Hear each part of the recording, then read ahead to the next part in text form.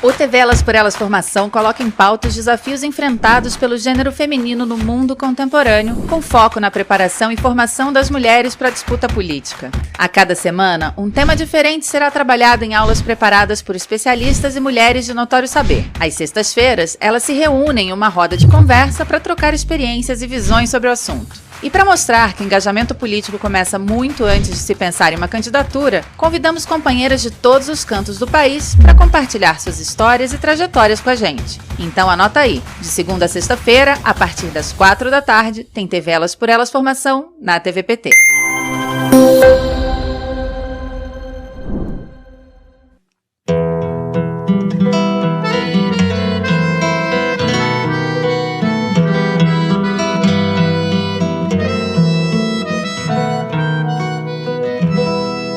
Lugar que é bom pra mim é onde eu quiser estar.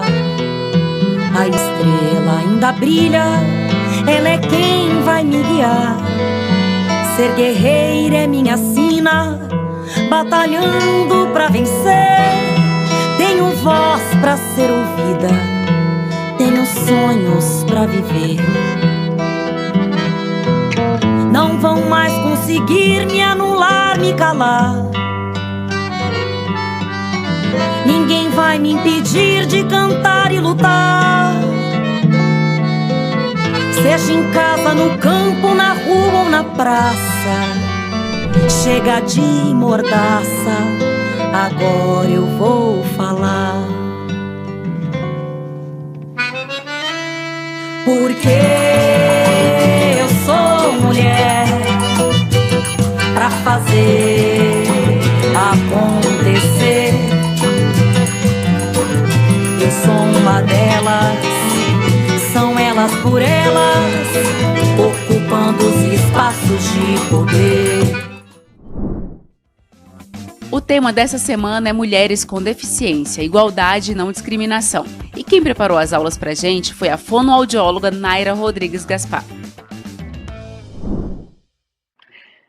Olá, eu sou Naira Rodrigues Gaspar, eu sou fonoaudióloga de formação, mestra em ensino em Ciências da Saúde pela Universidade Federal do Estado de São Paulo. Eu sou trabalhadora do SUS, sou gestora de um centro de atenção psicossocial infanto-juvenil no município de Santos, no litoral de São Paulo. Sou membro do setorial das pessoas com deficiência do Partido dos Trabalhadores e sou ativista de direitos humanos, da luta antimanicomial, anticapacitista e feminista.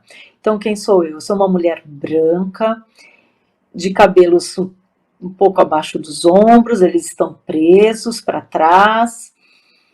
Eu estou sentada numa bancada de trabalho do meu quarto, estou usando um brinco que são 3 folhas penduradas douradas, estou de batom vermelho, eu estou com uma blusa estampada, de decote V, e atrás de mim, talvez dê para perceber um pedaço da minha cama e a parede branca lá do fundo, e à minha direita atrás tem uma parede, uma cortina, e do lado esquerdo um armário. Dito isso, vamos começar a nossa aula sobre mulheres com deficiência e o direito à saúde. Bom, para a gente falar de mulheres com deficiência e de direito à saúde, a gente tem que pensar primeiro do que a gente está falando. Quem são essas pessoas com deficiência que a gente fala?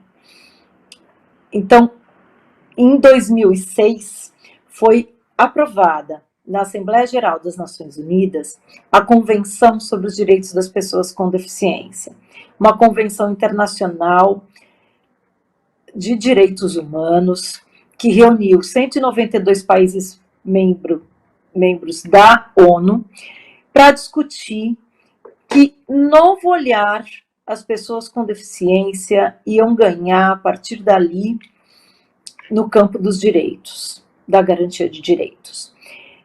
Notem que a convenção teve participação, além das delegações oficiais dos 192 países, na sua última reunião, de mais de 1.800 pessoas do mundo inteiro, membros de organizações da sociedade civil, incluindo-se aí um número expressivo de pessoas dos movimentos dos sobreviventes psiquiátricos do mundo inteiro. E a convenção foi ratificada no Brasil pelo Decreto Legislativo 186 de 2008 e sancionada pelo presidente Lula em 2009 pelo Decreto Executivo 6949. E o que isso significa? Que a convenção se torna uma emenda constitucional, parte da Constituição brasileira, e passa a fazer parte do arcabouço legal de direitos das pessoas com deficiência, agora na perspectiva do direito humano, tomando como base a Declaração Universal dos Direitos Humanos de 1948. A igualdade entre homens e mulheres, ou seja, a igualdade de gênero, também está lá nos princípios da Convenção. A Convenção, então, tem lá, no seu artigo 3º, os seus princípios. E dentro desses princípios nós temos a igualdade entre homens e mulheres. Vejam que ela vem trazendo, o texto da Convenção vem nos trazendo uma série de apontamentos que vão dar conta, no campo dos direitos humanos, da interseccionalidade e da transversalidade do tema das deficiências. Igualdade entre homens e mulheres é princípio da Convenção, então ela permeia todos os demais artigos, e ela é direito, apontada no artigo 6º, o artigo de mulheres com deficiência. Então nós temos, principalmente dos movimentos feministas da segunda onda, né, no século XX, uma discussão de gênero como um recorte social das discussões sociais e de igualdade de direitos, que precisa estar agregando todas as condições humanas de mulher, né, todas as condições femininas. Então, um recorte de raça, de classe, de condição de deficiência, recortes geracionais, todos esses, de identidade e orientação sexual, identidade de gênero e orientação sexual, eles estão em discussão nesses movimentos feministas, que é o guarda-chuva, né, desses recortes todos de gênero, né, que a gente está falando, e que também estão sob o guarda-chuva dos direitos humanos. Vejamos que a Convenção sobre os Direitos da Pessoa com Deficiência é o primeiro tratado de direitos humanos das Nações Unidas do século XXI e a primeira vez nos tratados de direitos humanos das Nações Unidas que as pessoas com deficiência são consideradas sujeitos de direitos humanos. Somente em 2021. Nós temos a Declaração dos Direitos Humanos de 1948, que ela diz lá, né, que todas as pessoas têm direito à vida e à igualdade e à liberdade, mas isso nem sempre é verdadeiro e é traduzido na representação social, nem de mulheres, nem de pessoas com deficiência. Então, ser pessoa com deficiência em interação com os determinantes sociais é uma coisa. Ser mulher com deficiência em relação, intersecção com os determinantes sociais é outra questão. E por isso a Convenção traz esses direitos, né, garantidos, e isso como princípio. Bom, e aí a gente vai fazer então a leitura agora dessa condição de mulher com deficiência, que tem seus direitos garantidos na nossa Constituição Federal, por meio da Convenção sobre os Direitos da Pessoa com Deficiência, e a gente vai pensar a saúde nessa perspectiva de direito humano. Então, na Constituição, e voltando um pouquinho atrás, né, na questão da legislação, e aí eu estou falando alguns conceitos, todos materializados em legislação, e vou falar das políticas públicas já, tá bom?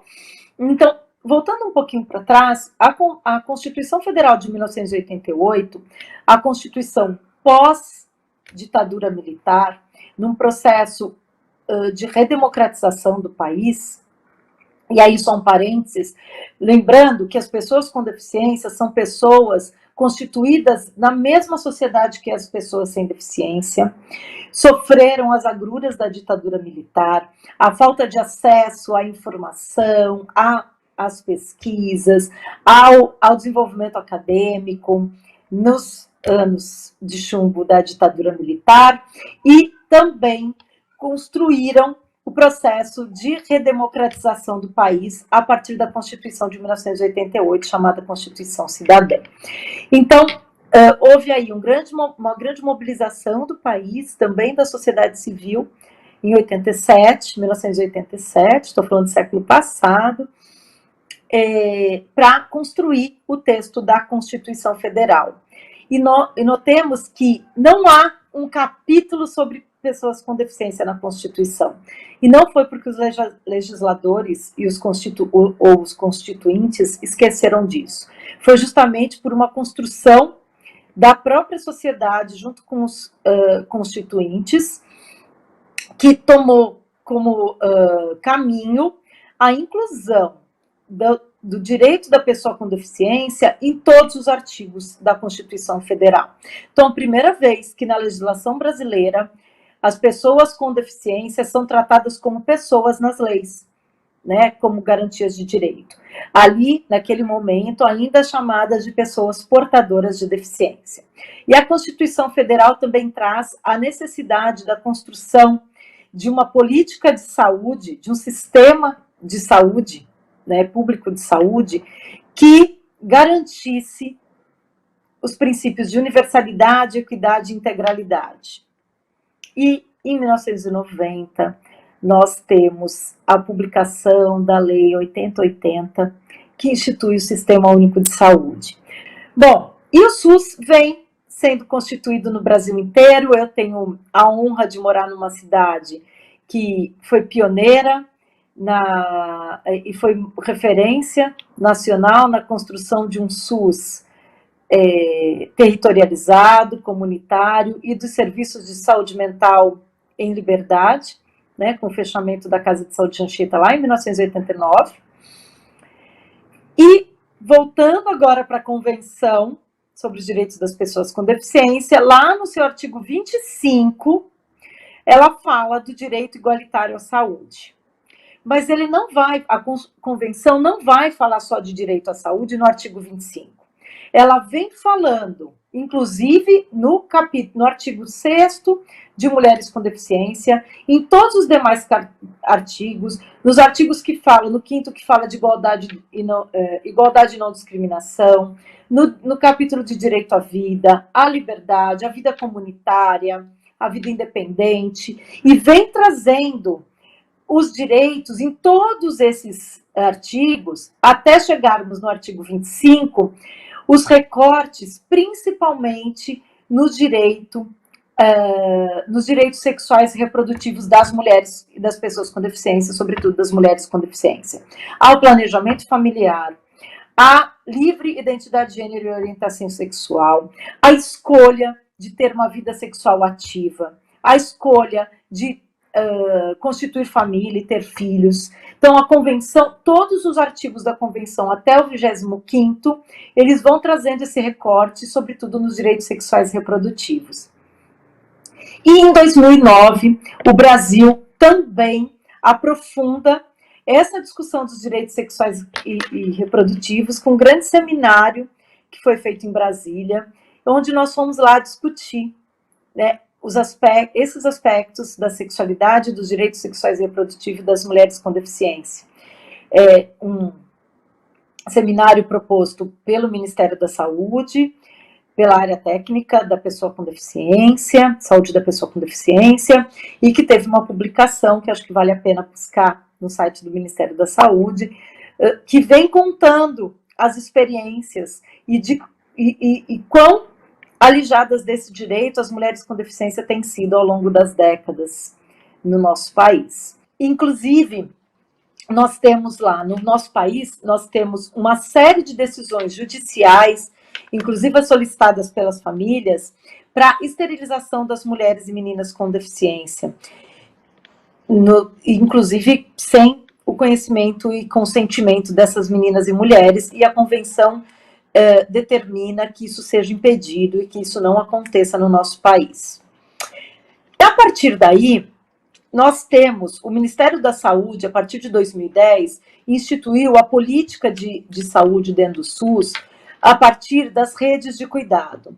E foram instituídas no Brasil 2 grandes redes de cuidado, que eu acho que é onde a gente concretiza, né, toda essa legislação a partir das políticas públicas, que atendem as pessoas com deficiência. Não só, mas também.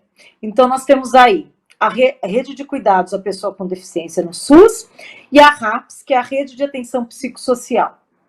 Essas 2 redes, elas dizem lá que as pessoas... Eu vou falar um pouquinho da RCPD primeiro, depois da RAPS, tá? Então, a RCPD, ela diz que as pessoas com deficiência dentro do SUS, elas devem ser atendidas em todos os âmbitos, atenção básica, urgência e emergência, atenção hospitalar, e institui os centros especializados em reabilitação, num novo formato e modelo de reabilitação, pautados no modelo biopsicossocial e no modelo da CIF, Classificação Internacional de Funcionalidade e Incapacidade de Saúde, que dá uma aula só sobre ela, e que territorializa esse cuidado. Então, nós temos tradicionalmente no Brasil os grandes centros de reabilitação nas capitais, então Sara Kubitschek, em Brasília, em outras capitais, a ACD, a Associação de Crianças com Deficiência, em São Paulo, Lar Escola São Francisco e outras grandes, né, instituições e hospitais de reabilitação que só estavam nas capitais. E os centros especializados em reabilitação foram construídos, sobretudo, no interior do país, dando acesso a essas pessoas tanto aos serviços de habilitação e reabilitação, como acesso às tecnologias assistivas, com também a renovação e o incremento da lista de concessão de órteses, próteses e meios auxiliares de locomoção e outras tecnologias assistivas. A RAPS, do mesmo jeito, Rede de Atenção Psicossocial, atende as pessoas com sofrimento mental ou transtornos mentais, e aí a gente lê né, o público com as deficiências psicossociais, que a gente pode chamar. O Brasil ainda tem uma discussão longa para fazer nesse campo, e também diz que a rede de atenção psicossocial também inicia-se na atenção básica, passa pela urgência e emergência, e chega aos CAPs, Centros de Atenção Psicossocial, que são espaços de cuidado em liberdade, territorializados e comunitários. Essas 2 grandes redes, elas vêm se constituindo no país como redes que materializam o princípio da integralidade do cuidado às pessoas com deficiência no SUS. Dentro dessas redes, principalmente da RCPD, a gente tem a questão da saúde da mulher com deficiência, com a instalação de equipamentos, principalmente no campo dos tratamentos e cuidados ginecológicos e preventivos, a atenção básica. Hoje o Ministério da Saúde, né, a partir daí o Ministério da Saúde precisou contemplar, né, a atenção básica, principalmente, com recursos para acessibilidade dos postos de atenção, com mamógrafos adaptados, com camas ginecológicas acessíveis, a obrigatoriedade da formação dos servidores públicos em língua de sinais. Nós tivemos um grande avanço até 2016 das políticas de saúde para mulheres com deficiência. Estávamos próximos de lançar o Plano Viver Sem Limite 2, que estabelecia uma política estruturante no SUS de saúde das mulheres com deficiência, quando em 2016 tivemos o golpe civil legislativo, que retira do poder do governo a presidenta Dilma Rousseff, e começamos a sofrer muitos retrocessos. Por isso, a formação política das mulheres e das mulheres com deficiência no campo progressista e no campo dos movimentos sociais é fundamental para que a gente impeça os retrocessos e para que a gente consiga lutar contra a opressão, contra o capacitismo e por uma sociedade de fato justa, livre e igualitária para todas as pessoas. Muito obrigada, convido vocês a assistirem nossos programas e a nossa roda de conversa na próxima sexta-feira. Muitas das vezes nós encontramos dificuldade até na comunicação, né, com as pessoas, com os funcionários, né? Além da dificuldade de marcação de exames, eu estou frisando esse ponto porque é o que eu exatamente passo, né? É o que eu vivo, é a minha vivência. Por isso que eu estou frisando, pegando esse ponto da mulher. Então, seria muito bom que essas políticas públicas, quando fossem criadas, né, debatidas, discutidas, teoricamente feitas, pudessem ter participação das próprias mulheres com deficiência, para encontrar maneiras de que não haja tanta barreira. A primeira barreira que eu encontro como pessoa cega, como mulher cega, é a questão do agendamento. Agora tem essa questão do 0800. Foi uma das indagações que eu fiz. Sim, no marco pelo 0800. Para quando? Isso é prioridade? Isso é atendimento prioritário? O fato quando a pessoa tem algum tipo de deficiência, já está dizendo, tem alguma limitação. Então, para corrigir, não é nem corrigir, né? Para que possa haver uma adaptação para aquela limitação, precisa de um estudo prévio com a própria pessoa. De que maneira é que ela pode ser auxiliar?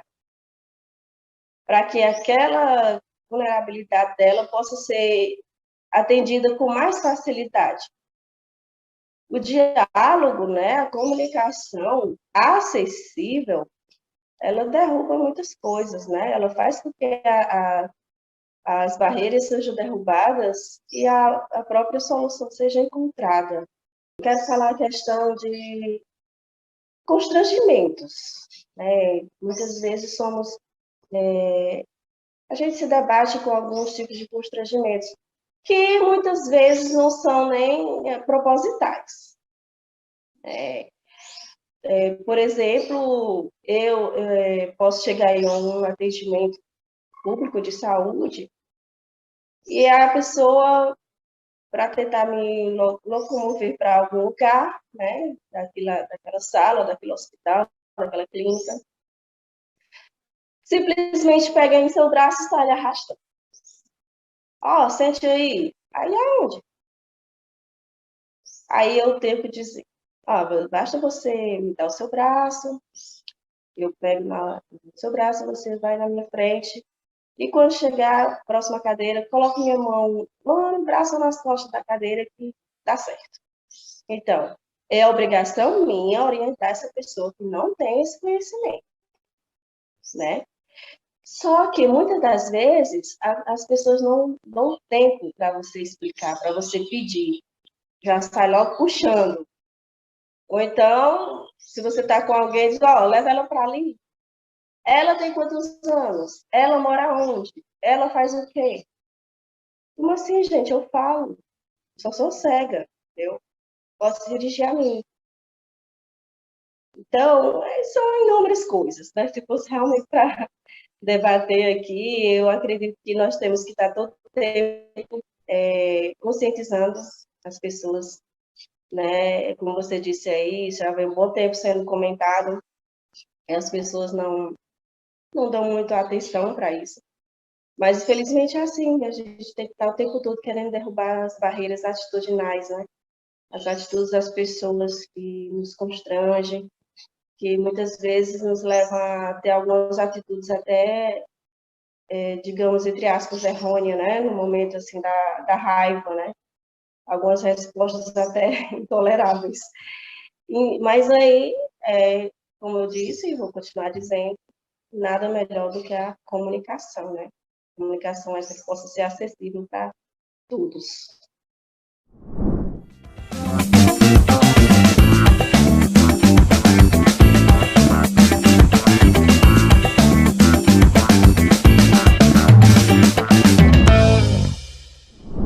Olá, Eu sou Cida Ramos, mulher, mãe, pessoa com deficiência, professora universitária, deputada estadual.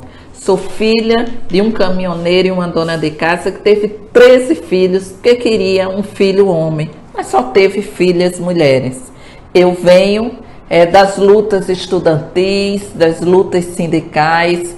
Eu sou de uma cidade, de um município próximo a João Pessoa, Sapé. E o que me fez entrar na política foi a necessidade, logo cedo, de me compreender como pessoa com deficiência e me localizar no mundo. A universidade, o estudo, uma formação e o conhecimento científico foram fundamentais para que eu pudesse não apenas compreender as relações sociais, mas me entender qual era o meu papel como indivíduo e como coletivo na vida em sociedade. Portanto, eu quero dizer a todas as pessoas, principalmente as mulheres com deficiência, nosso lugar precisa ser onde nós quisermos estar. Nosso lugar não é num quarto trancada numa casa, frente a uma televisão. Nosso lugar é vivendo a vida da cidade, a vida do nosso município, a vida do estado, a vida de nosso país. Nosso lugar é na escola, na praça, na rua, usufruindo da arte, da cultura, do lazer, do conhecimento, da ciência, usufruindo de tudo que é construção coletiva. As mulheres com deficiência, em especial qualquer pessoa com deficiência, mas nós mulheres enfrentamos mais preconceito. É como se nós fôssemos meia mulheres, cidadãs de segunda categoria, e não somos. E a gente só pode dizer o nosso potencial se a gente participa dos movimentos da pessoa com deficiência, mas de todos os movimentos e todas as lutas da nossa cidade, do nosso estado e do nosso país. Então vem comigo, isso aqui é um convite para que a gente fortaleça o movimento de mulheres com deficiência. Esse é um convite a todas as pessoas com deficiência, para que a gente, que somos quase 18 milhões no Brasil e 1.045.000 na Paraíba, grite numa única voz. O que nos falta são pessoas, poder público e sociedade que reconheça o nosso valor. O que nos falta é gestão pública, porque o problema de não viver a vida da nossa cidade não está em nós, está nas barreiras atitudinais, nas barreiras de acessibilidade, nas barreiras comunicacionais. São várias barreiras, mas somos mais fortes e somos muito, não somos invisíveis. Vem comigo que essa luta é de todos nós. O TV Elas por Elas Formação de hoje fica por aqui, mas amanhã você confere a roda de conversa sobre mulheres com deficiência, igualdade e não discriminação, com a psicóloga Ana Rita de Paula, a ex-secretária em Educação Especial do MEC, Cláudia Dutra, a doutora em Educação Martinha Clarete Dutra e a fonoaudióloga Naira Rodrigues Gaspar. Você encontra todos os nossos programas na playlist TV Elas por Elas Formação no canal da TV PT no YouTube e em formato de podcast no Spotify.